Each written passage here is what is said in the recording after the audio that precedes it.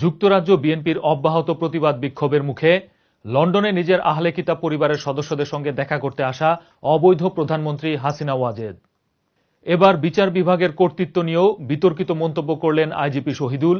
জামিন চাইলে আমরা ব্যবস্থা করতাম, ক্ষমতাসীন দলের তাণ্ডবে অসহায় শহীদুল আইজির আর্তি। আসসালামু আলাইকুম, আমন্ত্রণ জানাচ্ছি আন্দোলন নিউজে। আপনাদের সঙ্গে আছি আমি মাহফুজুর রহমান। শুনছিলেন শিরোনাম, এবারে বিস্তারিত। আওয়ামী লীগের দুর্নীতিবাজ নেতা মন্ত্রীরা যারা পুলিশের নিরাপত্তা বেষ্টনীতে থাকে, প্রতিদিন বিরোধী দলকে হুমকি ধামকি দিচ্ছেন, তাদেরকে কড়া চপেটাঘাত করেছেন আইজিপি শহীদুল হক। তিনি আওয়ামী লীগের নেতাদের উদ্দেশ্য করে বলেন, পুলিশ নেতা বানায়। এই আইজিপি কিছুদিন আগে শেখ হাসিনাকে খেতাব দিয়েছিলেন বিশ্ব নেতা।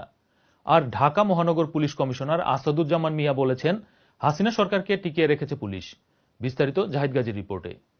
বিরোধী দলের নেতাকর্মীদের গুম, খুন, হত্যা, অপহরণ করে হাসিনা ওয়াজেদের অবৈধ সরকারকে টিকিয়ে রাখলেও এখন তাদের কর্তৃত্ব চ্যালেঞ্জের মুখে।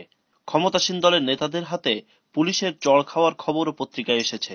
পুলিশ বিচার বহির্ভূত হত্যা, গুম, খুন, অপহরণ করে অবৈধ সরকারকে টিকিয়ে রাখলেও এখন ক্ষমতাসীন দলের নেতাকর্মীদের হাতে বিভিন্ন জায়গায় বেজ্জতি হওয়ার খবরে খোদ পুলিশের ভেতরেই ক্ষোভের জন্ম দিয়েছে। সম্প্রতি পটিয়ায় ক্ষমতাসীন দলের সন্ত্রাসীরা পুলিশের কাছ থেকে একজন আসামি ছাড়িয়ে নেওয়ার জন্য 5 ঘন্টা মহাসড়ক অবরোধ করে রাখে। এ নিয়ে ব্যাপক সমালোচনা শুরু হলে পরিস্থিতি সামাল দিতে রোববার চট্টগ্রামে পুলিশ ও আওয়ামী লীগ নেতাকর্মীদের এক সমাবেশে আইজিপি কিছু বক্তব্য দেন। তার এই বক্তব্যে প্রমাণিত হয়েছে, পুলিশ শুধু হাসিনা সরকারকেই টিকিয়ে রাখছে না, বরং বিচার বিভাগের উপরও হস্তক্ষেপ করছে পুলিশ। পুলিশের কাছ থেকে আসামি ছিনিয়ে নেওয়ার জন্য ক্ষমতাসীন দলের নেতাকর্মীদের সড়ক অবরোধ করার ঘটনা উল্লেখ করে আইজি বলেন, ক্ষমতাসীন দলের লোকেরা ব্যারিকেড দিয়ে আসামি ছাড়ানোর বিষয়টা তো লজ্জার। 5-10 দিন জেল খাটলে অসুবিধাটা কি? পলিটিশিয়ানরা জেল না খাটলে তো নেতা হবে না। পুলিশ তো নেতা বানায়, অনেক নেতা পুলিশের দ্বারাই তৈরি। ক্ষমতাসীন দলের কাছে অসহায় শহীদুল আইজি আরো বলেন, রাস্তায় ব্যারিকেড না দিয়ে আওয়ামী লীগ যদি বলতো ঠিক আছে আসামি ধরছেন ধরেন, তবে জামিন যাতে হয় দেখবেন, তখন জামিন যাতে হয় সেটা আমরা দেখতাম। এদিকে দেশের সচেতন নাগরিকরা মনে করেন, খোদ পুলিশ প্রধানের বক্তব্যে প্রমাণিত হয় এখন বিচার বিভাগের উপরও কর্তৃত্ব করছে পুলিশ। না হলে আইজি প্রকাশ্যে কেমন করে বলতে পারেন জামিন হওয়ার বিষয়টা আমরা দেখতাম?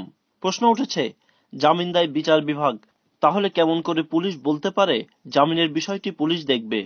বিচার বিভাগের উপর জনগণের আস্থা রক্ষার স্বার্থে আইজিপির এই বক্তব্যের ব্যাখ্যা বিচার বিভাগ চাইতে পারে বলেও মন্তব্য করেছেন কয়েকজন আইনজীবী। এর আগে ঢাকা মহানগর পুলিশ কমিশনার আসাদুজ্জামান মিয়া বলেছিলেন, এই সরকারকে টিকিয়ে রেখেছে পুলিশ, এই সরকারকে টিকিয়ে রাখতে গাড়িতে আগুন দিয়েছে পুলিশ। এই সরকার টিকিয়ে রাখছে পুলিশ, আন্দোলন দমাইছে পুলিশ, 14 সালের ইলেকশন দলের পুলিশ, গত 3 মাসের আগুন থামাইছে police.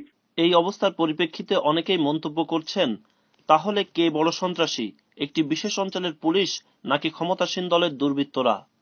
Zahid Gazi, ATV news, Washington.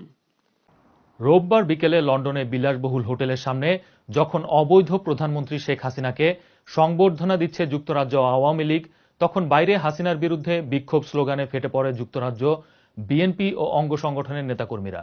তারা বলেন, খুনি হাসিনা অবৈধভাবে ক্ষমতা ধরে রেখেছে, দেশে হত্যা, গুম এবং অপহরণ করছে বিরোধী দল ও মতের হাজার হাজার নেতাকর্মীদের। এখন রাষ্ট্রীয় ক্ষমতার অপব্যবহার করে রাষ্ট্রীয় খরচে নিজের আহলে কিতাব পরিবারের সদস্যদের সঙ্গে সময় কাটাতে বিদেশে এসেছে। তারা অবিলম্বে হাসিনার পদত্যাগ দাবি করেন এবং দেশে গণতন্ত্র প্রতিষ্ঠার দাবি জানান। তারা বলেন, যতদিন হাসিনা লন্ডনে থাকবেন প্রতিদিনই প্রতিবাদ কর্মসূচি পালন করা হবে।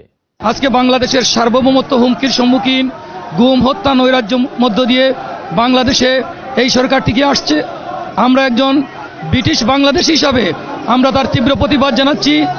মানুষের ন্যায় বিচার মানুষ যাতে পায়, মানুষ যাতে মর্যাদার সহিত বাংলাদেশে বসবাস করতে পারে, সেই কারণেই অবৈধ অনির্বাচিত এই শেখ হাসিনার উপস্থিতিতে আমরা আমাদের প্রতিবাদ জানাচ্ছি। আমরা চাই অনতিবিলম্বে শেখ হাসিনা রিজাইন করে, অবৈধ ক্ষমতা থেকে রিজাইন করে নির্দলীয় নিরপেক্ষ তত্ত্বাবধায়ক সরকারের হাতে ক্ষমতা হস্তান্তর করে একটি সুষ্ঠু এবং অবাধ নির্বাচন সেখানে প্রতিষ্ঠিত হোক। গণতন্ত্র পুনরুদ্ধারের প্রত্যয়ে শেষ করছি সংবাদ। আল্লাহ হাফেজ।